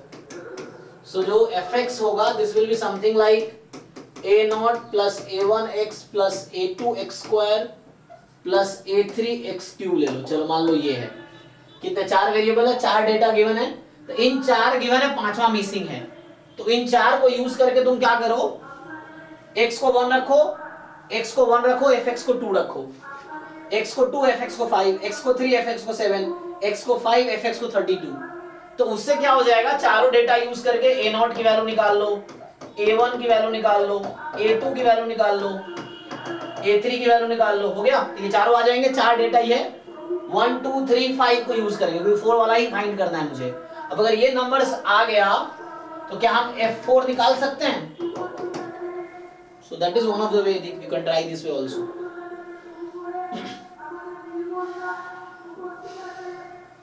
So actually ये प्रोबेबिलिटी डिस्ट्रीब्यूशन नहीं है, जस्ट एक टेबल दे दिया, पैटर्न ढूंढना है तुम्हें। ओके चलो, और कोई क्वेश्चन बचा है किसी का? फुल लेंथ मॉक टेस्ट 2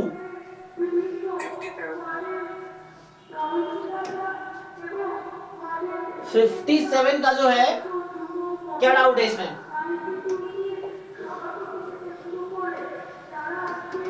तो पिछले क्लास में थे, पिछले क्लास में कराया था मैंने ये क्वेश्चन, लास्ट क्लास में, कल या परसों।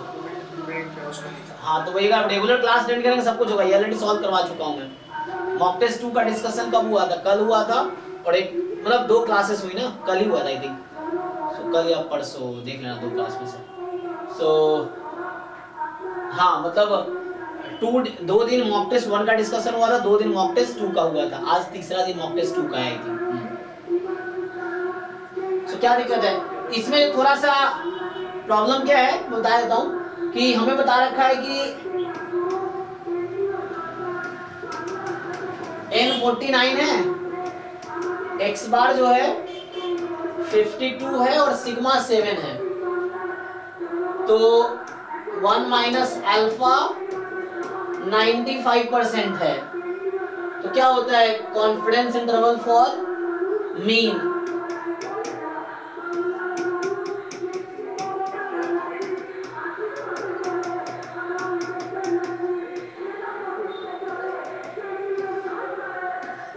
ये यूज करो, आ जाएगा, सब कुछ गिवन है। और जेड अल्फा बाई 2 यहाँ से आई थिंक 1.96 था।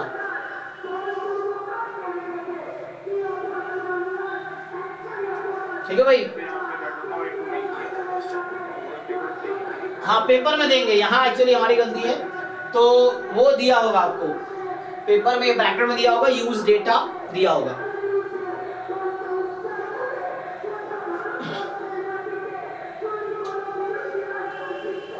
ओके तो फुल लेंथ मॉक टेस्ट 2 में कोई रह गया बताओ, 1 में किसी का रह गया हो तो फोटो भेज सकते हो, मुझे ओपन करना पड़ेगा। 3 आई थिंक PYQ वाला ही है। हाँ 29 से।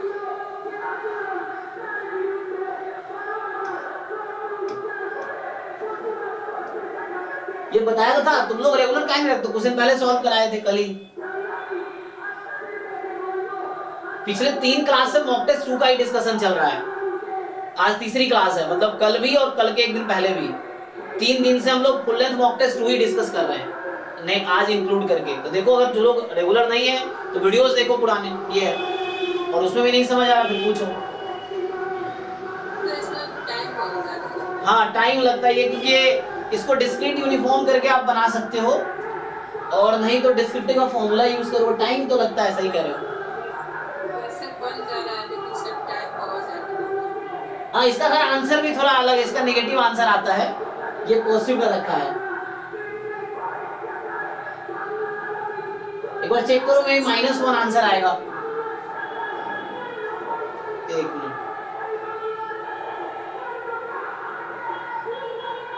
ठीक है स्टार्ट करते हैं हम।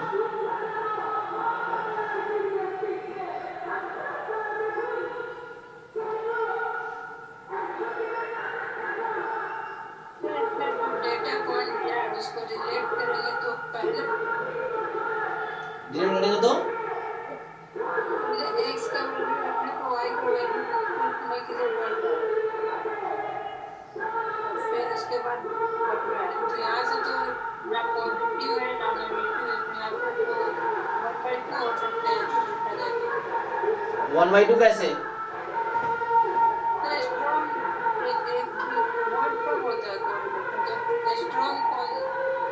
स्ट्रॉन्ग पॉजिटिव रिलेशन होते हैं, मतलब मल्टीपल हो जाए, y x का मल्टीपल हो जाए, है ना?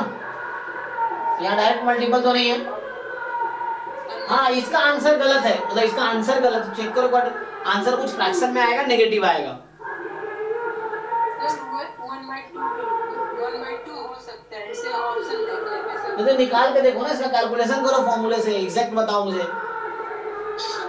सर हम बताएंगे ये फॉर्मूला कैसे कन्वर्ट करेंगे।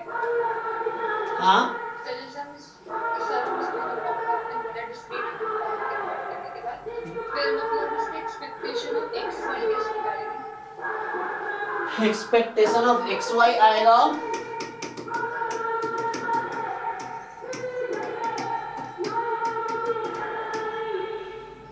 अच्छा ओके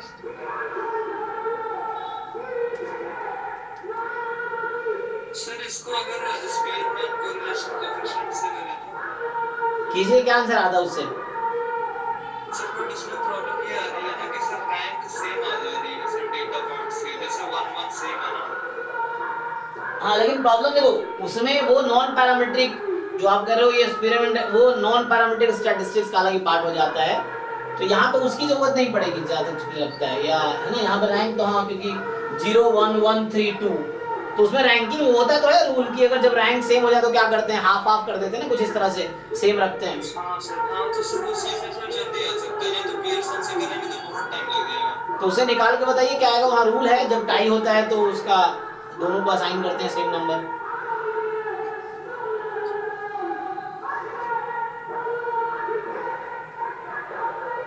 -0.19 आ रहा था।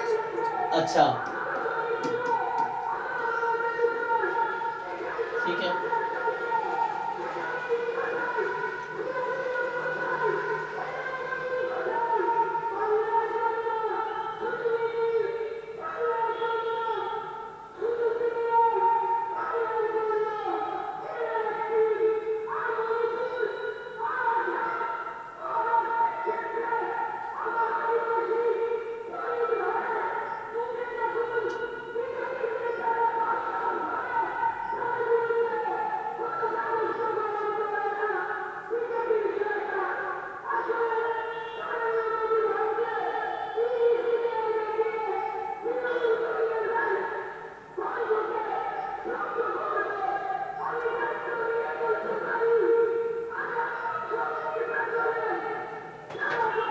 सो फुल लेंथ मॉक टेस्ट और कोई क्वेश्चन रह गया किसी का? कौन सा? 5-4 एक्चुअली आवाज बहुत आ रही मुझे बाहर से। 5 चैट में लिखो 5-4।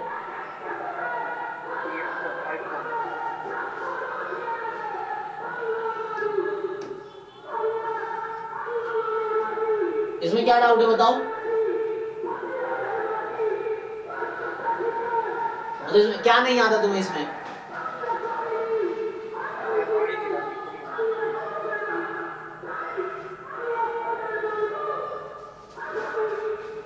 रुको मैं ईयरफोन यूज करता हूँ, ये पता नहीं क्या ये लोग इतना क्यों चिल्ला रहे हैं।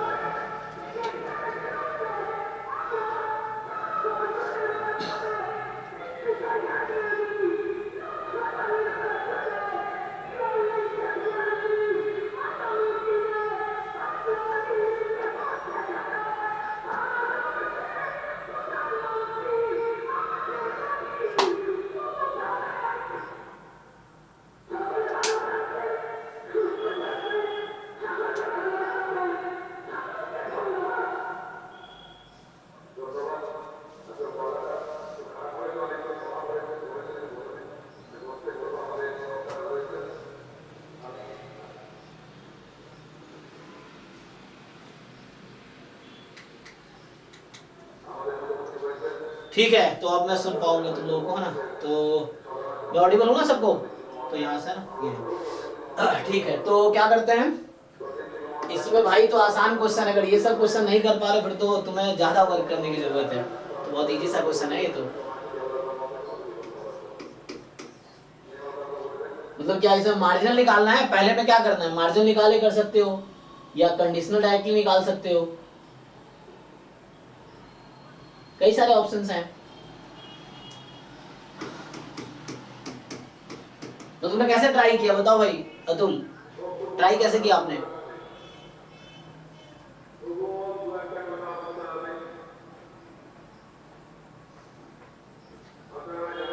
हाँ, तो उससे भी हो जाएगा। दूसरे दो तरीके हैं इस तरह क्वेश्चंस के, या तो मार्जिन निकालो और नहीं तो फिर कंडीशनल निकालो, है ना? ये तो देखो यहाँ से क्या होगा, fx(y) है e की power minus y 0 less than x less than y less than infinity. इसको मैं ऐसा कर सकता हूँ कि y e की पावर माइनस वाई, नहीं इसने e की पावर माइनस वाई कर रखा ना, तो मुझे x गिवन y, तो y का पीडीएफ में क्या लिख सकता हूँ? हाँ, y e की power minus y into 1/y, ऐसा लिख सकता हूँ इसको मैं। देखो, और यहाँ पे मैं ऐसा बोलूं कि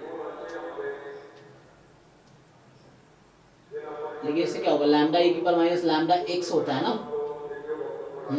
चलो ट्राई करता हूँ, मतलब अगर क्वेश्चन करेक्ट हो। अच्छा, तो अभी क्या करते हैं, एक मिनट, इसमें मैं अगर ऐसा लिखूं तो x की वैल्यू है 0 से y, लेकिन यहाँ x गिवन y आ जाएगा, ठीक है, और y की वैल्यू है 0 से इन्फिनिटी। ऐसा कर सकता हूं मैं, एक तो ये तरीका हो सकता है। तो इसको मैं ऐसा लिखूं कि fy ऑफ y और इसको f of x given y। सो एक अप्रोच ये हो सकता है ना? तो यहां से क्या होगा, ये पीडीएफ है already, yes x given y, x 0 से y है, तो यहां से आ जाएगा कि y जो है वो गामा में चला जाएगा कितना, 2,1, और जो x गिवन y है उसका डिस्ट्रीब्यूशन क्या आ जाएगा, 0y। तो यहां से expectation of x given y क्या आ जाएगा जी, y/2 बस। सो ये आपका एक आंसर आ गया, है ना? सो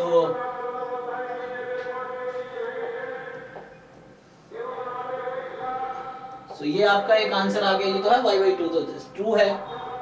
और दूसरा ऑप्शन क्या है, अब यहां से जब मुझे y मिल गया है तो ey क्या होगा,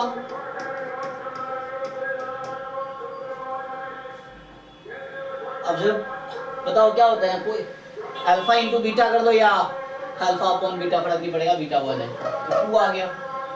बताओ भाई, इज इट फाइन? तो देखो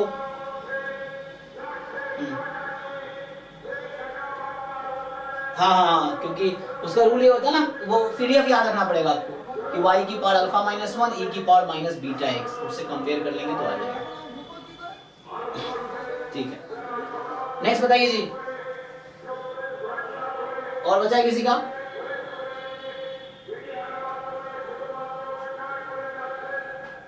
जबरदस्ती पूछना जरूरी नहीं है, डाउट है तो पूछो, नहीं तो कोई दिक्कत नहीं है। कि the mean estimate deviation set of values are 25 and 5. If a constant 5 is added to each value, then coefficient of variation of the new set of values is.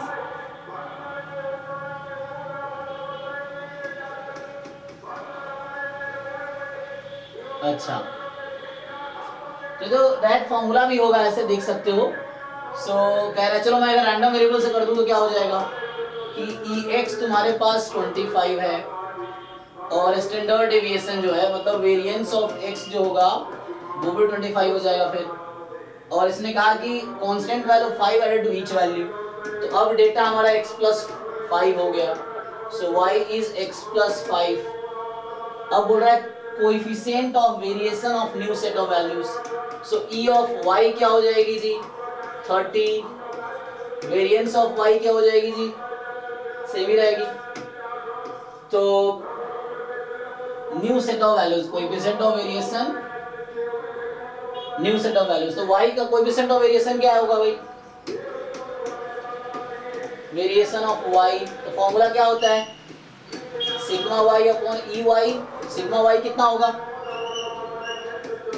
5, E Y कितना होगा 30, कितना आएगा 1/6, 1/6 कितना परसेंट होता है, सही तो है।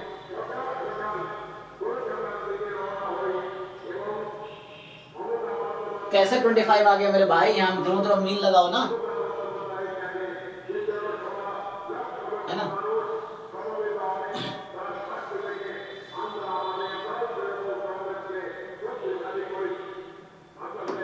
ठीक है भाई, तो मॉक टेस्ट 2 ही ऐसे आज हमने डिस्कस किया, फिर तो कल भी मॉक टेस्ट 2 ही डिस्कस किया था, उसके पहले भी मॉक टेस्ट 2 डिस्कस किया था, 1 भी 2 क्लास में डिस्कस किया था, तो 1 2 हो गया। 3 mock test 3 I think PYQ ही है, तो अगर ये PYQ ही है तो फिर तुम लोग सॉल्व करके आओ और देखो क्या है। हाँ, 23 का ही है, फिर तो हमने शुरू के जब ये बैचेस शुरू किए थे तो शुरू के 10 12 15 क्लासेस तो हमने सिर्फ PYQ में ही लगाए थे, है ना। तो मॉक टेस्ट 3 में जिन लोगों को डाउट हो वो आप बैच 7 के जो इनिशियल वीडियोज है 10 12 वीडियो जो शुरू के होंगे, बैच लेक्चर 1 लेक्चर 2 लेक्चर 3, उसमें देखना, उसमें हमने PYQ ही डिस्कस किए 2023 के दोनों पेपर के। फिर तो मॉक टेस्ट 3 का हो गया, उसके बाद 4 में क्या है,